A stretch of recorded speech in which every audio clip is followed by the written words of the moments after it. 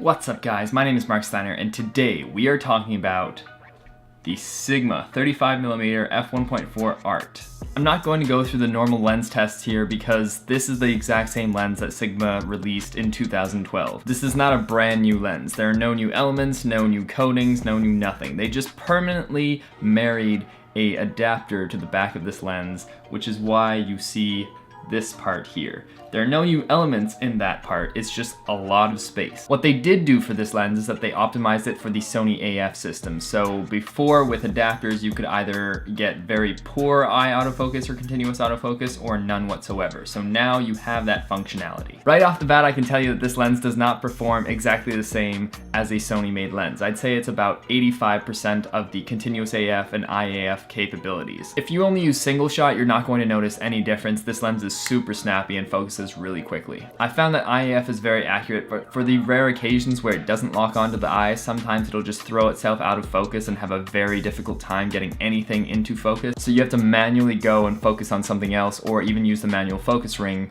to try and get things to focus again. With the Sony made lens, it'll just lock onto the face or the next best thing. I've never had any issues with a Sony lens where it just throws itself out of focus and cannot get back into focus. You might be asking, what about the Sony A9? Can it do 20 frames a second? And no, it cannot. It can do about 14 frames a second on the Sony A9. I will say that this lens is super sharp. It is easily resolving pictures from my Sony a7R III, which is a 42 megapixel camera, and if you're using a Sony A9 or an a7 III with only 24 megapixels, you're going to have no problem whatsoever.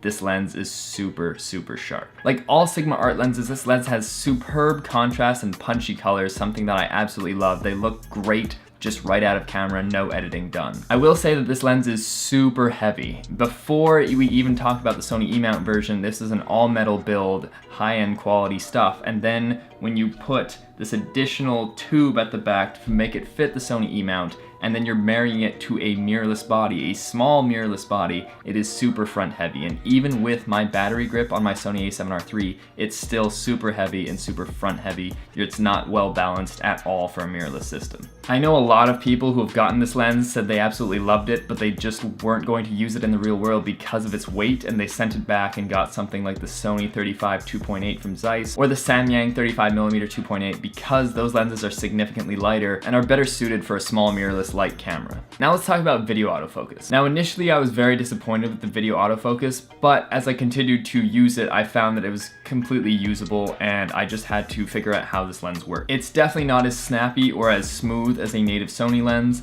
and you can tell that especially in tracking, but it does a good enough job. I found that when it's focusing on moving subjects, especially coming towards or away from the camera, it'll be less of a smooth transition and more of a stepping transition, so it'll wait until the last possible moment where you're just out of focus and then refocus instead of continuously focusing very smoothly like the Sony lenses that I've used. The manual focus ring is very nice, very smooth, and you can just feel that you're moving the elements back and forth, and it's much more accurate, I've found, than the focus by wire system on the Sony lenses that I own, and it's very helpful when you're doing video and you want to get that perfect focus throw. All in all, this is an absolutely incredible lens. The slight downsides of this lens are more than made up for the price and the performance. When you compare it to the Sony Zeiss 35mm 1.4, you realize that this is almost half the price of that lens. You could buy almost two of these lenses for the price of one Sony Zeiss, and overall this lens tends to be sharper and performs better overall. However, if you do want the best possible autofocus, because that is what you need and you rely on, especially more for video than photo, I would say go with the Zeiss if you're willing to shell out that extra cash, but otherwise the Sigma 35mm is absolutely gorgeous and will get the job done. Alright guys, that's it for me. Let me know in the comment section down below, are you excited about this lens? Are you excited about the whole Sigma Art lineup for Sony E-mount? Have you been waiting for this review to see whether or not it's worth the money?